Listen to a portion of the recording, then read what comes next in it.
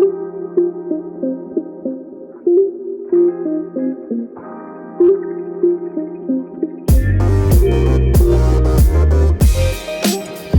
is up, and welcome to the fourth episode of the Bruin Bible. This is Will Decker, your host. I am so lucky to have Cary Krongard, the beat writer for the UCLA Bruins, on my podcast today. Cary, what is going on this fine Sunday? Will, not much. Just happy to be here. Happy to be talking football once again. It's been, I don't think I've been on a podcast since last year, so I might be a little rusty here, but I'll do the best I can, and looking forward to talking some football, talking some UCLA Bruins. We just had Pac-12 Media Day. It got me really excited that football is just around the corner for us. And the UCLA Bruins, coming off of a difficult campaign, they lost 4 games last year by a combined 15 points. They have 19 of 22 starters coming back in a pivotal year for Chip Kelly and company. But the guy I want to start with is Jerry Azenairo. Jerry Azenairo, very controversial figure within UCLA football fans' lives. The first 3 years he's on campus, the defense ranked in the hundreds. And for those who do not know, there's only 130 Division I football teams in the country. So when you're in the hundreds, it's not great. He made a little bit of a jump last year, 73rd in the country. The team was number 1 in the Pac-12 in sacks, which was an encouraging sign. And it led the Pac-12 in yards per carry for opponents. So they held them to 3.6 yards a carry within the Pac-12. Still, Azenairo gets another year under his belt and gets re-signed effectively. Cary, what was your thoughts on bringing back Azenairo as a whole? Well, so again, like you said, very controversial figure among the UCLA fandom, and not in a good way. I actually didn't even realize they re-signed him, and when I looked up for it, I couldn't really find a headline, so they must have done that quietly, I think. And he's a guy that Chip Kelly has brought from every destination he's been. He was at Oregon with Chip Kelly, then he came to Philly, then he came to San Francisco with Kelly, and now all the way to UCLA. So, a little bit of maybe nepotism there. I think that's part of the reason fans are a little frustrated with it. But you're right. Looking back at Azenairo's tenure, the defense in the last year of Jim Mora's tenure was awful, and it showed slight improvement in Chip Kelly's first year, and then it just, went off the rails, like you said, in the hundreds. I think their pass defense, either Kelly's second year, I believe, was second or third to last in the country. So, yeah, really just horrible. But like you said, they did show improvement last year. Last year was the best year for Chip Kelly and this Bruins team overall. And if you look at the splits according to the games, it was really kind of boom or bust here. In their wins, they're holding teams to 10, and 18 points. And then in their losses, they're giving up 48, 38, 43, and 48 points. That last game was a double overtime game, so a bit of an asterisk there. And of course, a lot of these are mistakes by the offense that then, compounds itself and you're playing catch up. So, it's like you said, there are good things and there are bad things about this move. I think they did improve in terms of, like you said, sacks and turnovers. The problem is the pass defense. The pass defense needs to be better and not sort of, similar to kind of what this whole team does when they start to struggle is they get a bad game or they get a bad matchup or an opponent and they just let things tumble out of control. They need to kind of manage it better and allow this team to stay in the game, not give up scores late, not, as good as the offense is, you don't want to be in shootouts every game. So I think like the entire team, like the coaching staff, it is a bit of a question mark, but this is the direction they're going. And at the very least, you do have continuity. You have a lot of, like you said, returning players, a lot of juniors and seniors, and a lot of continuity in that secondary. So again, I can't be overly optimistic, but you cross your fingers and you hope that continuity pays off, I guess. Yeah, I totally agree, man. You're going to have a lot of veterans on the backside of that 4-2-5 defense. Blaylock, Quentin Lake, Quantrez Knight, who's really emerged as a leader for this team. Media Day, who was selected by his teammates as like a captain coming there representing UCLA. So Quantrez Knight doing big things in Westwood as a transfer. Started his career at Maryland, went to Kent State, now at UCLA. Quentin Lake, the son of Carnell Lake, has showed incredible flashes when he is healthy, but that's the problem. He's only played over 5 games once in his career. Kind of give me your synopsis on Quentin Lake, and if he's healthy this year, do you think he can be a potential maybe all Pac-12 performer? I do. I think you hit the nail on the head with that secondary, with that defense, a lot of returning players. I agree about Quantrez Knight. He's been phenomenal, and I think, that's one thing that Chip Kelly has been impressive in recent years at building the team through recruiting, but also through transfers. There's actually been an impressive amount of transfers coming to this program, both on offense and defense. But yeah, Quentin Lake, I think he's a ball hawk. I think he's a leader, and I think ultimately, again, like you said, as is the question for a lot of, football players, college and pro, can you stay healthy? And, if you can't see the field, then that's a problem. But I agree. I think the secondary is a strong suit. I think they were ball hawks last year, and I think you combine them with obviously, we'll talk about this more, some losses on the defensive line, but you have enough players, I think, coming in to replace them that if they feel comfortable in the scheme, which they should, it should be a group that can keep you afloat. I mean, they're not going to be the best defense in the Pac-12, obviously, but if the offense can stay consistent, I think it's a defense that you can win with. Yeah, no, there's a lot of good options coming back. Caleb Johnson being one of them. 5.5 sacks in 7 games. Spoiler, we got a prop bet coming up about that, if he's going to hit an over and under. We did with Mike Regalado. We did with Ben Bolch. We're going to be doing it with Cary Krongard today. Jonathan Agude was really great, too. Had more tackles for a loss than games played. That's always a key sign for you that somebody's doing the right thing there. I want to kind of pivot to Bo Calvert. He's kind of, a hot topic as well, just like Azenairo on this defense. There's a lot of inconsistency with his play last year. Do you think Calvert is the favorite to lead that linebacker spot this year, or do you think another player will step up and take that? I do think that Chip Kelly tends to lean with veterans, so I would think he is. And again, it's tough. Like you said, part of the problem with last year is it was such a small sample size that it's kind of hard to project moving forward. And especially, the Pac-12 is just wild, and when you just had that solely in conference schedule and a bunch of teams that were all over the place, so you never know really what to project moving forward. But yeah, I mean, this is a team that, again, I think that you would expect the veterans to get the first kind of shot at this thing moving forward, and then maybe if his play isn't up to par, then you see some other guys come in. But I would think just judging on how Chip Kelly has run this group in the past, that he would be the first slot in that position to move forward.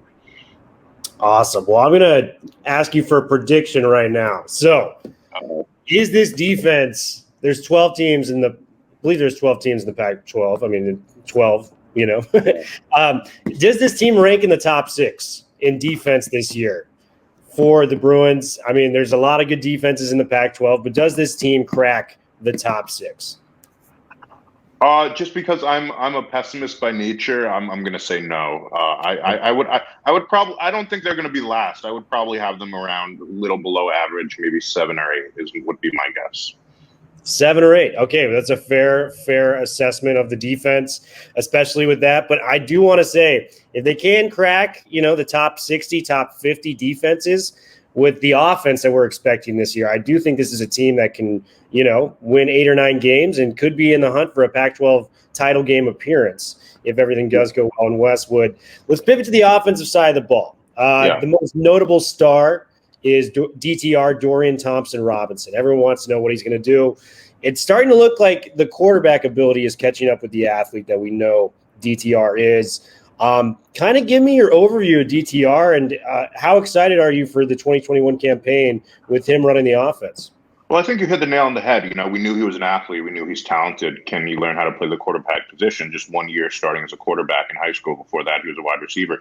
I was not the biggest fan of DTR early in his career. I thought he had a lot of issues in terms of accuracy, in terms of his feet. He was very jumpy in the pocket. Not the greatest feel for the pocket, tends to back himself into pressure at times. But he's an electric playmaker. I mean, his rushing has improved dramatically.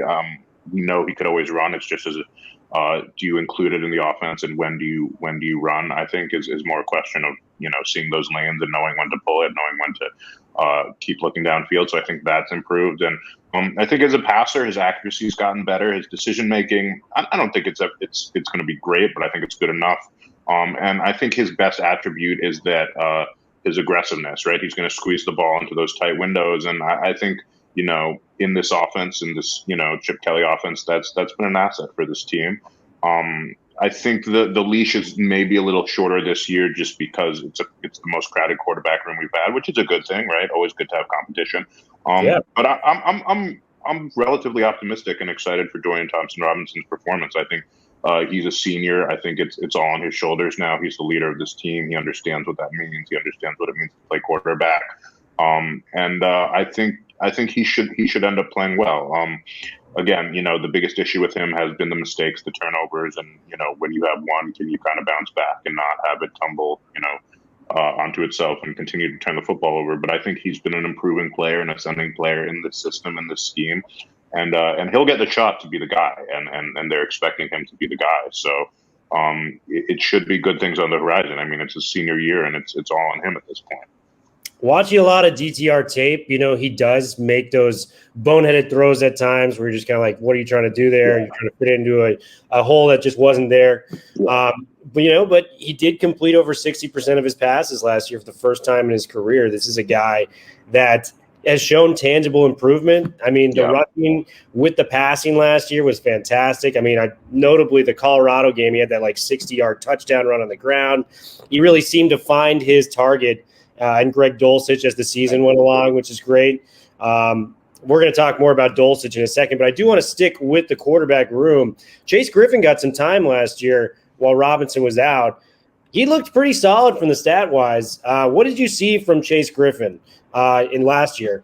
Yeah. It's interesting you bring that up because I think, talk about, Dorian Thompson-Robinson and sort of the hot and cold, some of the mistakes he makes. I think, when you've seen other quarterbacks in this system, obviously it was Wilton Speight the first year, and then a couple other guys have gotten time here and there.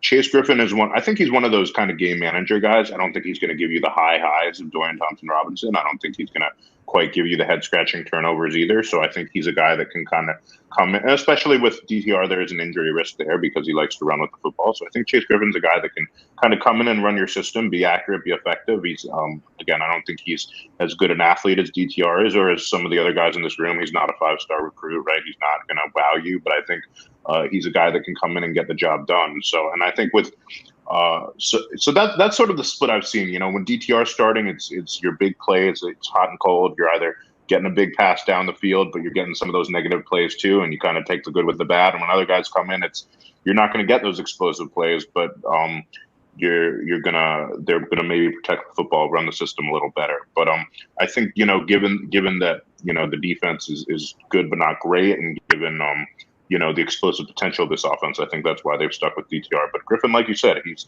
I don't have anything negative to say about him. I think he's good. I think he's a good guy to have in that quarterback room that's shown he can kind of step in if DTR gets a little too hot-headed or the injury bug hits or any of those things happen.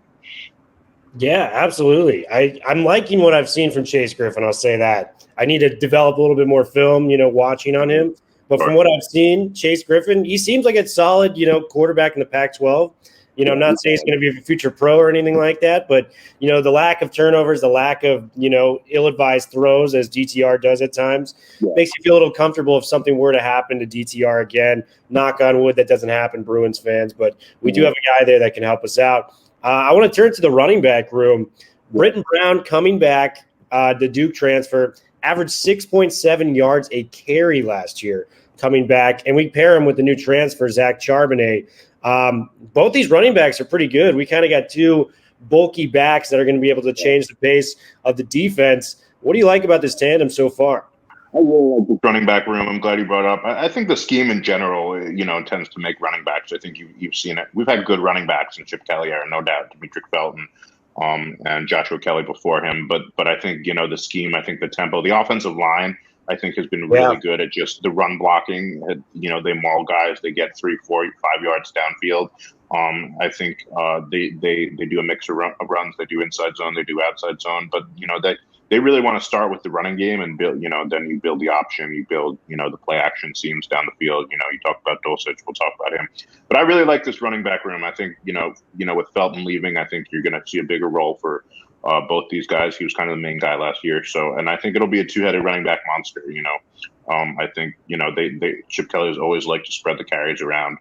keep defenses guessing. And so Britton Brown, he's going to continue what he was doing last year. And Charbonnet, as a Wolverines fan, he was really good at Michigan, and Michigan was a mess last year, so he ended up transferring. So I think he's going to be great for this offense. I think he's a downhill runner. He's a tough guy. I think it's a great fit for his skill set, and I think just in general, this should be a formidable offense and a formidable rushing attack. And I would be surprised if it was anything less than that, honestly, coming into the season. I think it's probably the biggest strength of the team, if not one of them. And I think that's going to ultimately just help out DTR in the long run, because if you have a run game like that, it's one thing to have two really good backs, but it's another thing, as you said, with the offensive line coming back, top 7 returning linemen from last year. I mean, that is such an advantage in college football.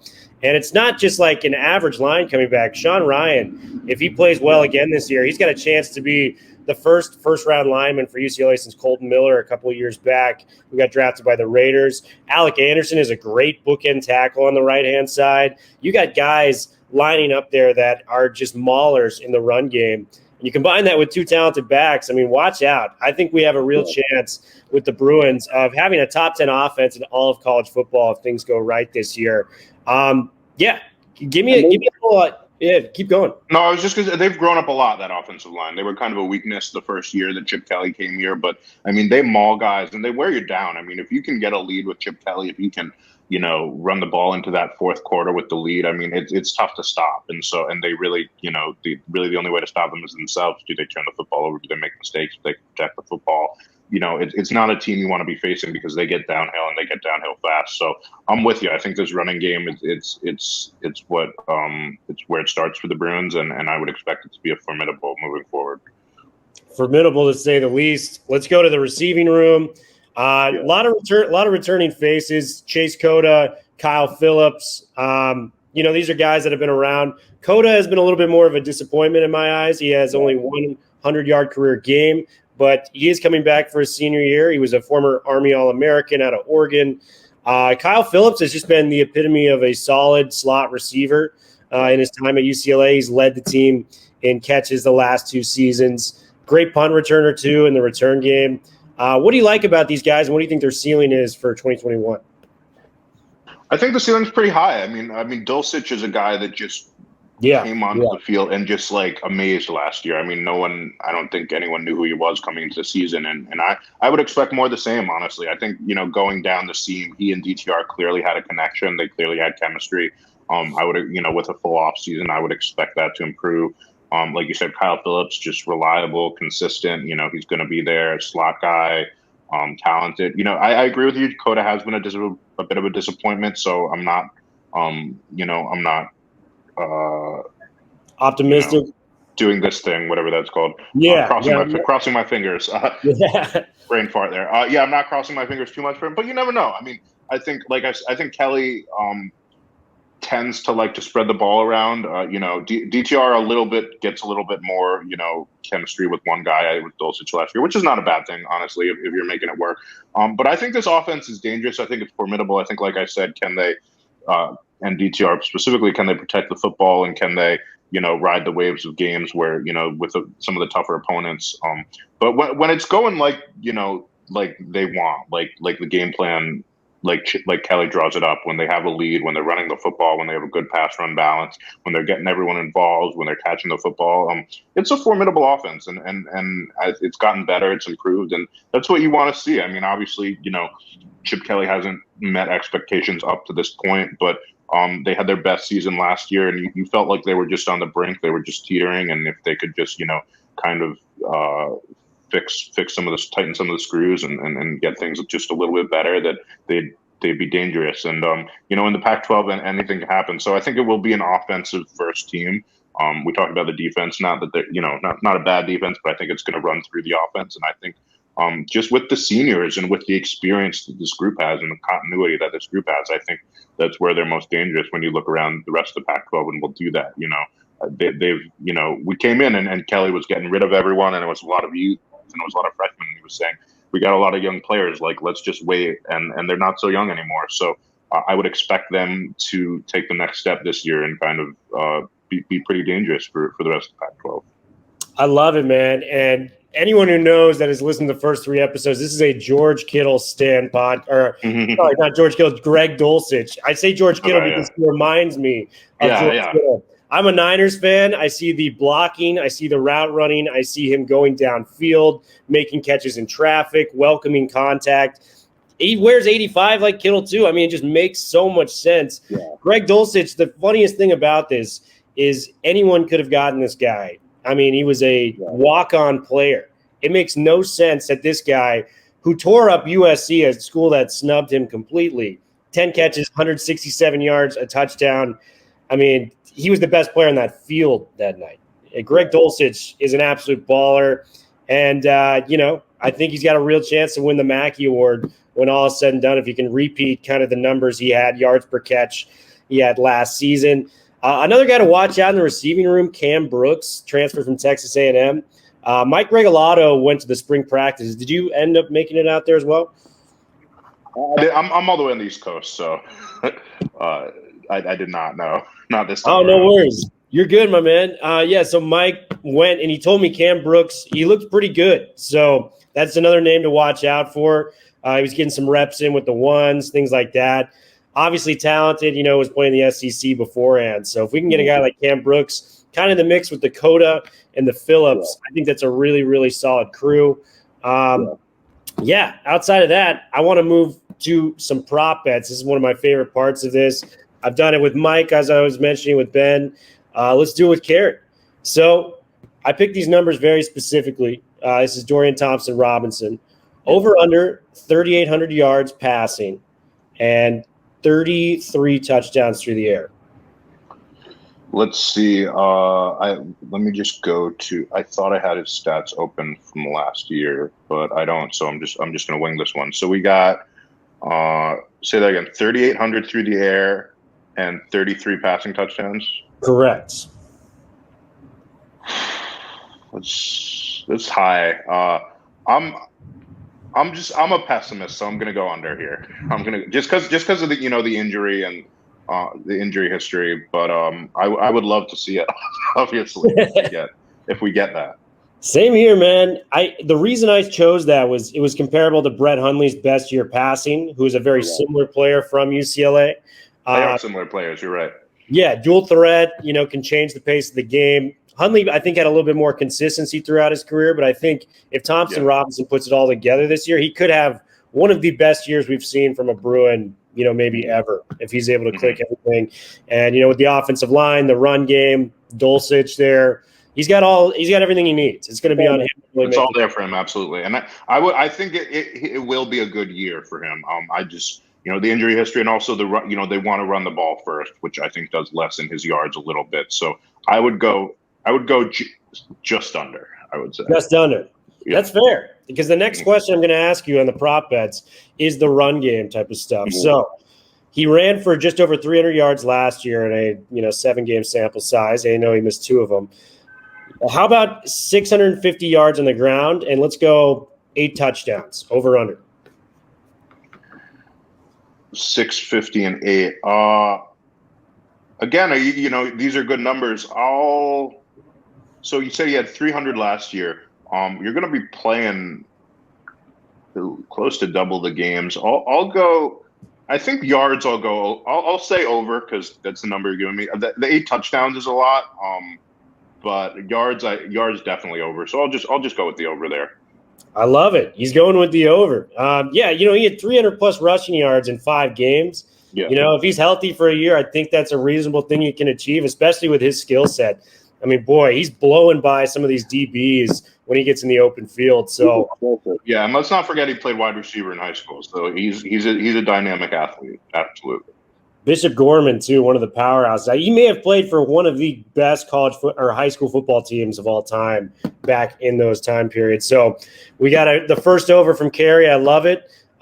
Here's a combo question. We're going back to the running back room. Yeah, Britton Brown, Zach Charbonnet.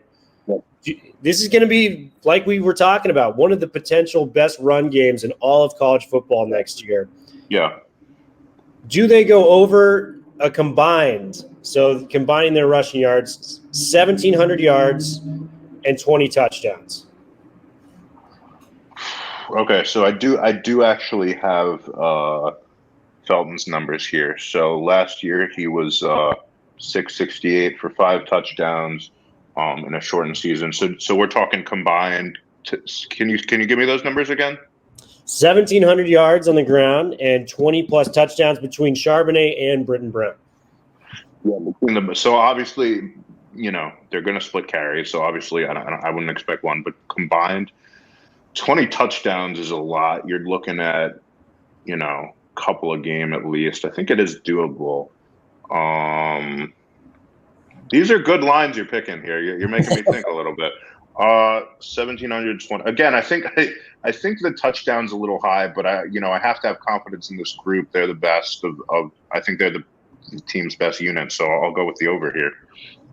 I think to me, that's, if everything goes right, that's the safest over bet you can have. Because top 7 linemen returning, great linemen at that. You put in 2 backs. Look at Britton Brown. We were talking about this earlier, averaging 6 yards a carry. He had 5 touchdowns in 5-6 games last year. I think he's going to go double digits on that. Charbonnet is going to be used in the red zone like no other back, just given his size. Yeah. I expect this to be the best run game in the Pac-12. So if that's the case, I do think they can hit the over on this. Two overs for Cary so far, 1 under. We like it. Here's a tough one.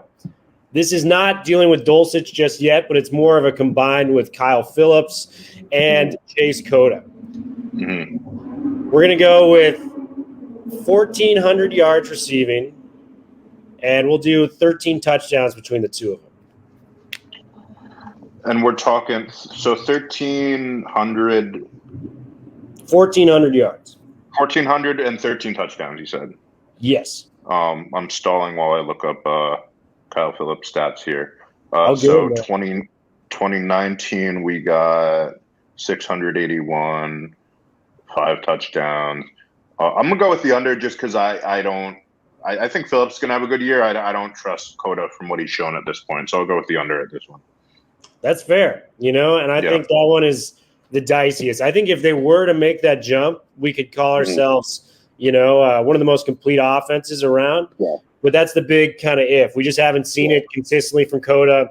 Yeah, Phillips is definitely the safer bet, but both of those guys, it's a tough bet just because you don't know how Cota is going to be this year. So right. I mean, if Cota is good, then this offense is 3 deep plus the 2 running backs. I mean, that's dangerous. So, it's just a question at this point. We haven't seen it yet, but he certainly has the talent. So we'll see. You never know. Certainly has the talent to make the jump in his final year in Westwood. Let's pivot to our boy Greg Dolcich. This is one of my favorite ones because if he does hit these numbers, he's going to be squarely in the conversation for not only one of the best tight ends in the country, but I think he'll be a high top 3-round draft pick if this goes well this year. Dolcich, he averaged 20 yards a catch last year, so I do want to preface that before I give out the number. We're going with over 50 catches, 1,000 yards, and 10 touchdowns, over under. This is a tough one because it's high, but he's so good, and I don't think he's going to decline. So over 50 catches, 1,000 yards, and 10 touchdowns. He had over 500 last year too. So I mean, let's take the over on that one. It's hard not to buy into that kid's skill set, especially. I just don't see him declining. I mean, he could, but that would just be a surprising thing. I mean, there are things that wouldn't surprise me. Like, I wouldn't be surprised if their defense was bad. I wouldn't be surprised if they, had a losing record. I would be surprised if Dolcich was looked bad all of a sudden. That just doesn't seem like it's going to happen. Absolutely, and just the confidence he built from the SC game. I mean, that is the biggest game UCLA has, and he was dominant. Just going over, future NFL DBs on USC.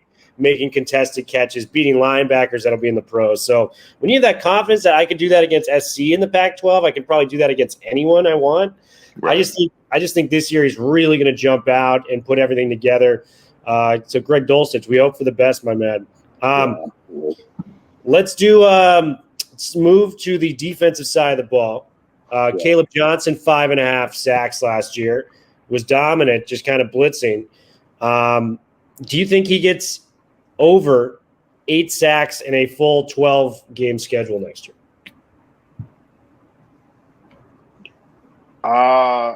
I feel like I'm taking too many overs, but yeah, I mean, again, you got to project to a full season schedule, and we know they like to blitz. We know that they have lost some of the defensive line, so some of Osa's numbers are gonna be split among other players. So yeah, let's take the over on that one.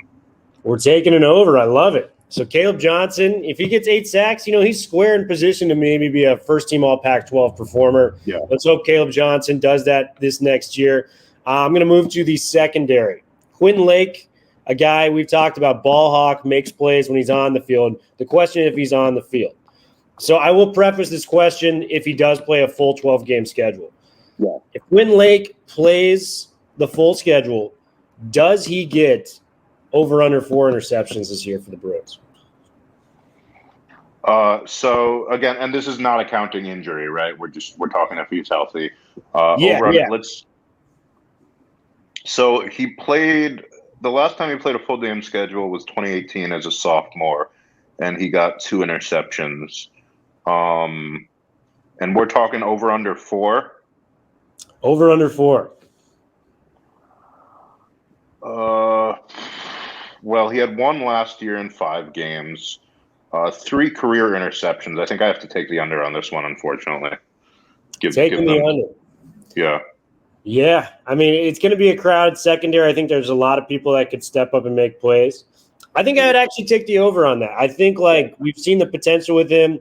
This is the year he really needs to jump out, especially if he wants to, get drafted, because I do think he's talented enough to, at the very least, become like a late round pick if something goes right, or will be signed to a training camp squad going in. But if he wants to really make a jump in his final year and get the notice of the NFL teams, he's going to have to ball out. He's going to have to stay healthy. If he stays healthy, I feel like he will make that jump. So that's my bold prediction, I think, of the year, is that he'll get 4 picks if he's able to play this year at full slate. I don't think it's too bold, and I think like you said, it's an important step for him. Absolutely. So I would hope that he does reach those numbers. I guess just going with with his past production at this point, and we know it's a crowded secondary as well. But he does need to take this step, like you said. So I would hope that he would get to those numbers, and that everything would come together for the secondary as well. So we have concluded the prop bets. Cary has been an awesome guest here on episode 4. I just want those receipts. You got to keep those receipts, man. So end of the season, we can see how wrong I was. I'm not good at predicting, so I'm curious to see here. We got to hold on to these receipts and come back to this one. Oh, without a doubt. We're going to be evaluating these receipts. I think during the season, I'm going to have you come back on. We'll be like, hey, man, we're not even close on pace to some of these. We're totally right on the other ones. Didn't get to any of them. Yeah, total lost every single one. Hopefully not. Yeah, hopefully not. But it'll be a fun thing to come back to for sure.